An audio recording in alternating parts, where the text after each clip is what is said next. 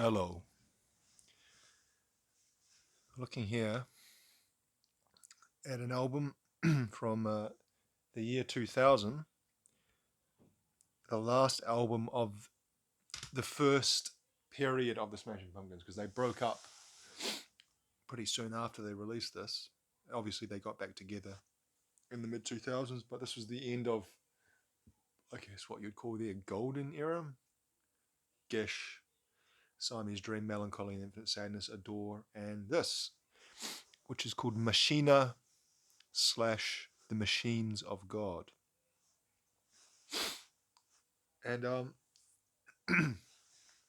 this is an album that I've listened to bits and pieces from since it was released. I remember when this was first came out in the year 2000, and I listened to it when it first came out. I remember used to go into music record shops, CD shops, and they would have listening posts where they'd have, like, say, 5 new releases, and you could put headphones on and listen to the CD that was assigned to the headphones. And I remember doing that with this album and being particularly impressed with the first track, which is the first single, "The Everlasting Gaze." If you listen to that with really high quality headphones, the chorus in particular is quite beautiful.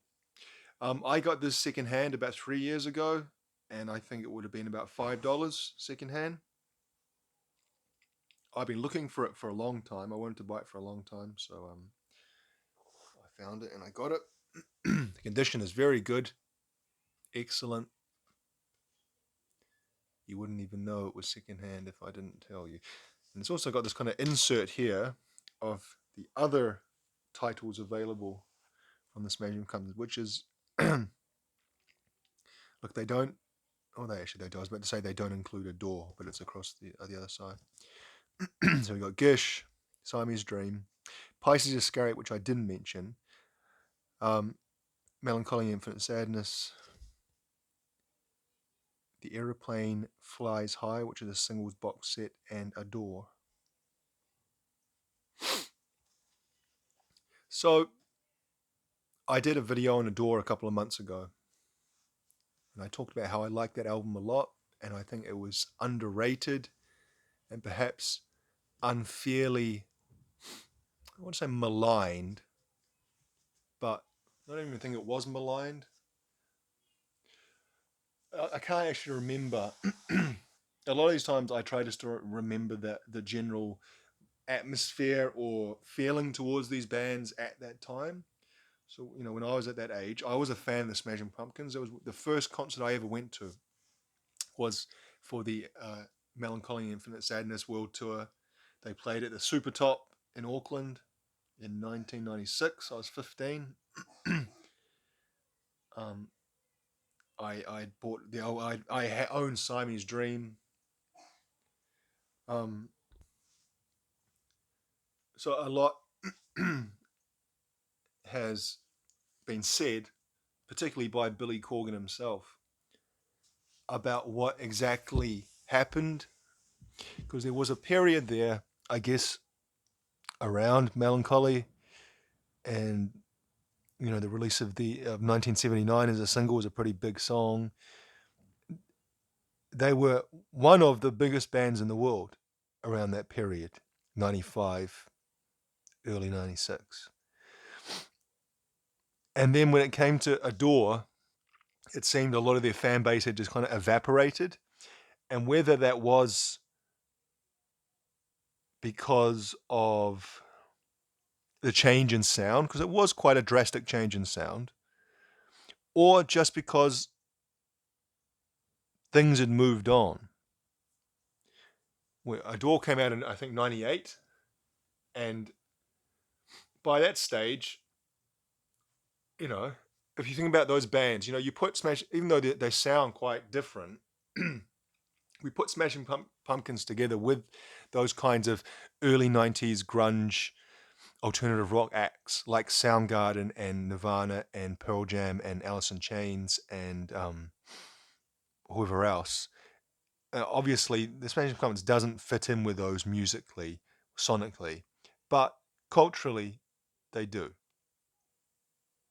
And I can say that as a music fan at the time. I consider all those bands to be, in the same grouping. But by 1998, Nirvana obviously had been over for a good 4 years.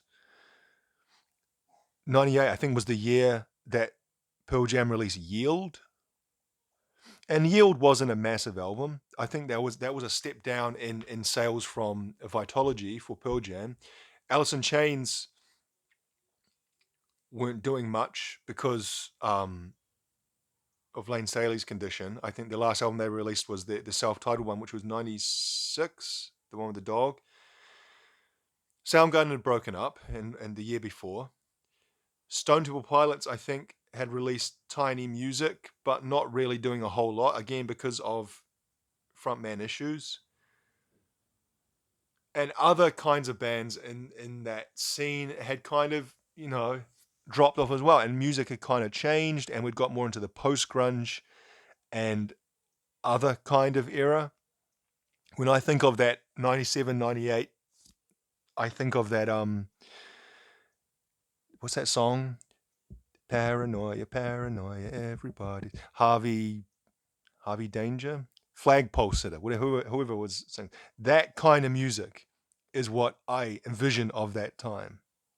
And so I don't think it's necessarily correct just to say, well, Smashing Pumpkins fell off because they changed their sound and their fans didn't like it and they were alienated and blah blah blah. I think that might be part of it, but I think there was more than that going on. There was just a change in culture. No band can stay at the top of the game forever.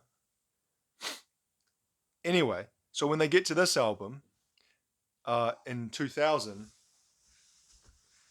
they were having kind of problems in the band. It was always a bit of a it wasn't they didn't have the greatest band relationship. Darcy had left, I think, in the process of writing this, maybe in 99, 98, 99 she left. And they got Melissa, what's her name? Alfdemoor. Sorry, I should get a pronunciation of that. Yeah, Melissa Alfdemoor.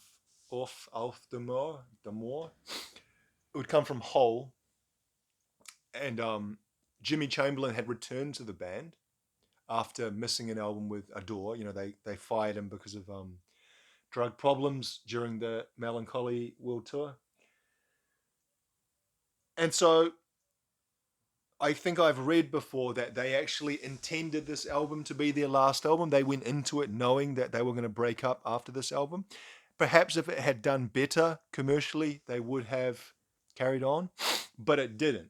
I think it was their lowest selling up until that point, and I can see here it's only up until now, it's only sold 500,000 in the US, which is surprising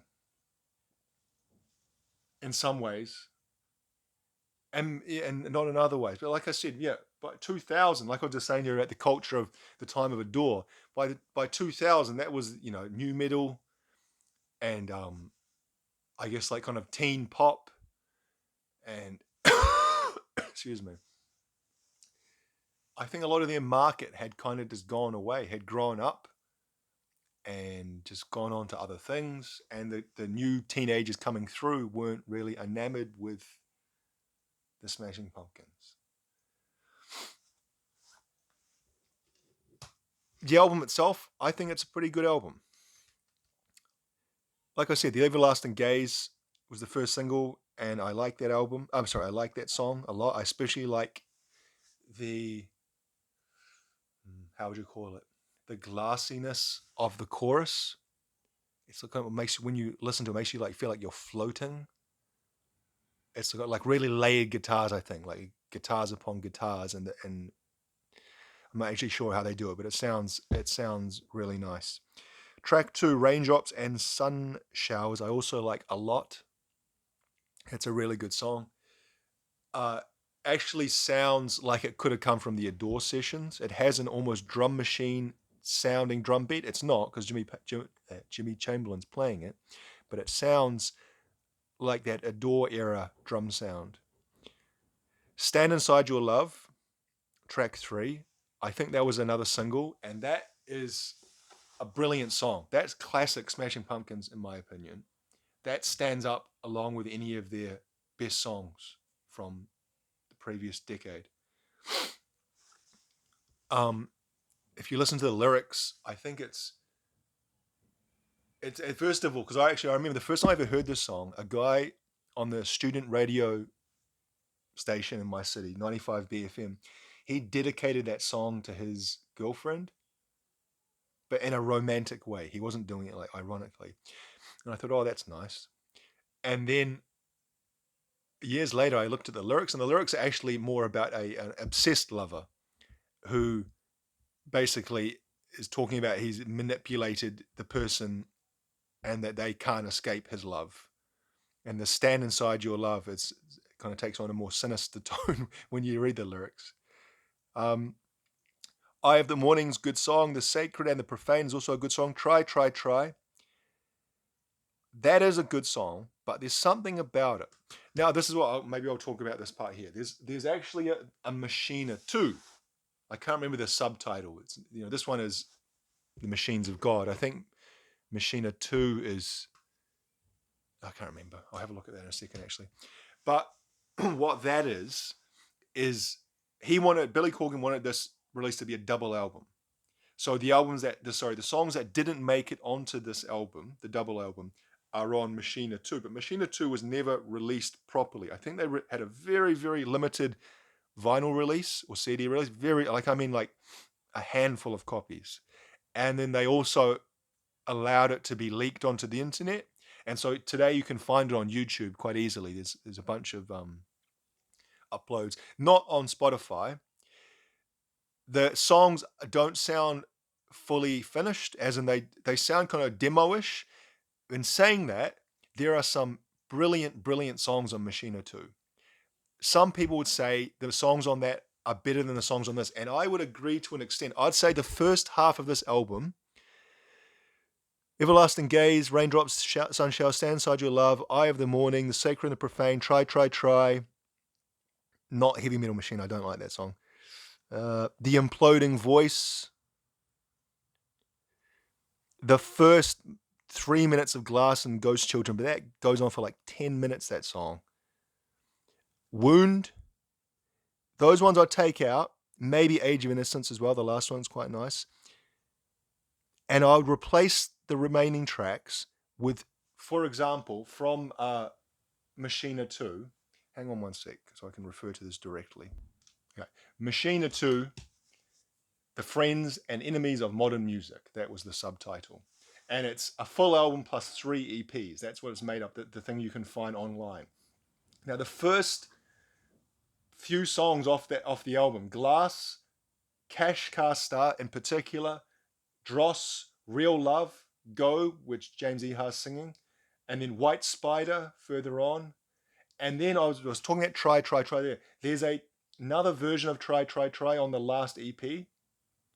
And it's, again, it sounds like almost like a demo version, but there's something about the version on Machina 2 that I like more. And I've never been able to exactly say what it is I don't like about the version on this album. I think it's the drum sound. The snare has this pop. Sometimes the drum sound can really ruin a song. Sometimes the song's just bad by itself, but I think Try Try Try is a good song. It's got a nice melody. I like the keyboard line they use throughout it. But there's something about the drums, and the drums on the EP on Machina 2 sound more organic. Maybe that's what I like more about it. And it's a slightly differently crafted song on the EP as well. But I really recommend, if you like this album, when you're just interested in the Smashing Pumpkins in general, go on YouTube, search Machina 2, and a bunch of hits will come up. And there's, 14 songs on the LP, and then 4, 8, 19, 11 songs on the 3 EPs. And some of them are just different versions of songs, like Cash Car Star, there's a couple of versions. Heavy Metal Machine, there's a couple of versions, etc., etc. But a lot of them, like I said, those first Glass, Cash Car Star, Dross, they sound like they could be from Siamese Dream era. And I think that's why people liked that album more. They liked the sound because it was, if there's a criticism I could level at that Machina, Machines of God, is that it's too, there's not enough guitar, and it's too, I don't know, self-indulgent towards the end, and drags a little bit in some of those second half songs, and maybe too polished. I don't know. I wouldn't even actually say that though, because sometimes I like the polishedness of the album, but it's something about the rawness of Machina 2, and that might be just because they're not mixed, because they haven't released it. It has never properly been mixed or mastered. I don't know, but yeah. Now Billy Corgan's come out and said, and again he says a lot of things. He says a lot of shit, and you never know what to really believe or think. He's just kind of decided to say this today, and then he'll completely contradict himself a couple of weeks later. He used to really bother me, Billy Corgan. He used to come off like a real dick. But I think in the last few years, I don't know, he's kind of leveled out, I think, a bit. And maybe some Smashing Pumpkins fans would take offense at me saying that, but um, he said that he wants to reissue this album as it was initially intended, with the correct track listing as a double album. And I assume maybe professionally mastered and mixed and whatever, which would really be awesome if that happened. I would be there to buy it brand new if that were to happen, because I'd love to have those songs not just on YouTube, on Machina too. Then I read another interview and he says, "Oh yeah, we've been held up because of legal problems with the old label," which I can understand. Then another one, he said, "Oh yeah, it's all go. I'm in the middle of doing it. It's going to be the release is going to have 80 songs," and I'm like, "Oh, that's so Billy Corgan." It's like, fuck off. 80 songs. No one wants 80 songs of any band. You know what I mean? It's just going to be how many. They can't help but be half noodling and unfinished demos and all the rest of it. Like I don't know. If they were anything great, he would have used them in the intervening years. Surely, 80 songs. It's such a Billy Corgan thing to do. Which maybe that's part of isn't kind of what do you say? Is it maybe that's part of what's endearing about him? He does talk a bag of shite sometimes, but then he can back it up sometimes as well. He's written some brilliant songs, and as much as some people don't like him, he's an original. Let's say that. Only Billy Corgan sounds like Billy Corgan. Anyway, so have I talked enough about that album? It's a good album. I kind of went off and talked about the other album a lot, didn't I? But I think once you know about know about the other album, you can't really look at this album the same way, because you know it was supposed to be something different. And saying that, this is a good album by itself. I went through and looked at some of the reviews I got at the time. I'm actually surprised it didn't actually review very well. It got some pretty middling things. So I got a C plus from the Village Voice, 4.2 out of 10 from Pitchfork, C plus from the Entertainment Weekly, 3 out of 10 from All Music. I'd probably go a little bit higher than that, just because those first 3 songs in particular, Everlasting Gaze, Raindrops, Sun Showers, Stand Inside Your Love, and I can even push it out to the first 5 songs, 6 songs, try, I'm a little bit on the fence, are brilliant songs. Anyway, so that's that. I haven't really listened to much of their modern stuff. I heard by chance something, I think it was not the most recent one, the one before, I think the one they did a couple of years ago. Was it ear or something like that? Right, Seer, C-Y-R, Seer, Kyr. Did it say how it's pronounced? No. And I heard a song off that, so that was 2020, and I wasn't impressed at all. And it says that it's a synth pop sound, which I like synth pop as much as the next person, but I don't know. I feel that the guitar is what really made Smashing Pumpkins special. The guitar sound. Anyway, we'll leave it there. Thanks for watching.